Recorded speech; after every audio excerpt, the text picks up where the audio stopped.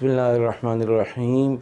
آج آپ کی خدمت میں آسان روحانی علاج اور علاج کے بعد حفاظت، ان دو چیزوں کو آپ کی خدمت میں پیش کروں گا۔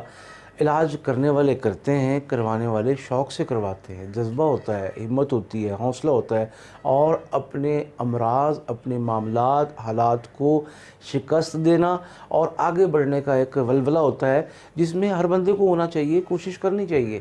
لیکن مسئلہ یہاں آتا ہے، علاج کہاں سے کروائیں، کس کے پاس جائیں؟ کوئی ماہر ہے تو وہ دور ہے، دوسرے شہر میں ہے، دوسرے ملک میں ہے، تو جب تک آپ کا کسی سے رابطہ نہیں ہو جاتا اس وقت تک آپ یہ علاج کریں جو میں آپ کی خدمت میں پیش کر رہا ہوں۔ اس کے بعد حصار اور حفاظت، یہ دونوں چیزیں میں پیش کروں گا۔ علاج میں آپ کا روحانی مسئلہ صحت کا ہے، آپ کا روحانی مسئلہ جادو جنات کا ہے، آپ کا روحانی مسئلہ آپس کی میاں بیوی کی ناچاقی کا ہے، آپ کا مسئلہ اولاد کی نافرمانی کا ہے، آپ کا مسئلہ رشتے کا یا روزگار کا ہے، کہیں بھی کوئی بھی روحانی مسئلہ ہے اور وہ ریلیٹڈ ہے آپ کی روحانی کسی معاملے سے، اور آپ کو وہ ڈائریکٹ متاثر کر رہا ہے، تو گھر کے 2 لوگ، 3 لوگ، 4 لوگ، 5 لوگ، جتنے زیادہ سے زیادہ ہوں اچھی بات ہے، لیکن اگر زیادہ نہیں ہیں، ایک ہی ہے، تو پھر ہم نے کیا کرنا ہے؟ سورہ عصر شروع میں اول درود شریف پڑھا 11 مرتبہ صلی اللہ علیہ وسلم، اس کے بعد بسم اللہ پڑھی، بسم اللہ الرحمن الرحیم، والعصر ان الانسان لفی خسر الا الذین آمنوا وعملوا الصالحات وتواصوا بالحق وتواصوا بالصبر انا اعطیناک الکوثر فصل لربک وانحر ان شانئک هو الابتر۔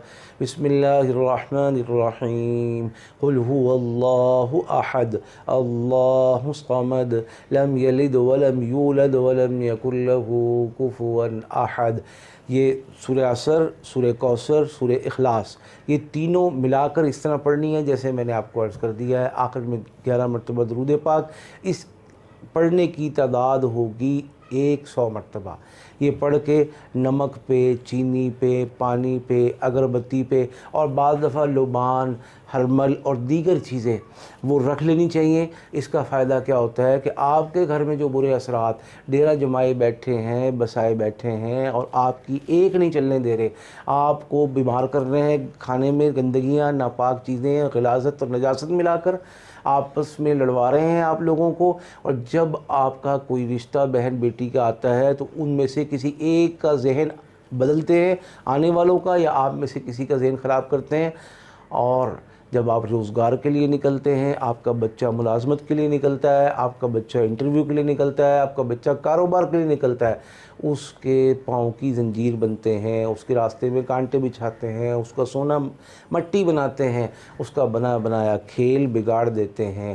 تو یہ عمل جب آپ گھر میں ہرمل سے، لبان سے اور اس طرح کی دیگر پنساری سے مل جانے والی چیزیں مناسب مقدار میں رکھ کے کوٹ کے اس کو اس کی دھنی دیں گے تو انشاءاللہ وہ بھی یہاں نہیں ٹھہریں گے، اور انشاءاللہ آپ کا علاج ہو جائے گا، اللہ کے حکم سے شفا ہوگی۔ اس عمل کو 11 دن منیمم، ورنہ 21 دن جاری رکھیں، اور 21 دن کے بعد اللہ کے حکم سے آپ کا گھر نیٹ کلین صاف ہو جائے گا، اسپریچولی اور روحانی اعتبار سے۔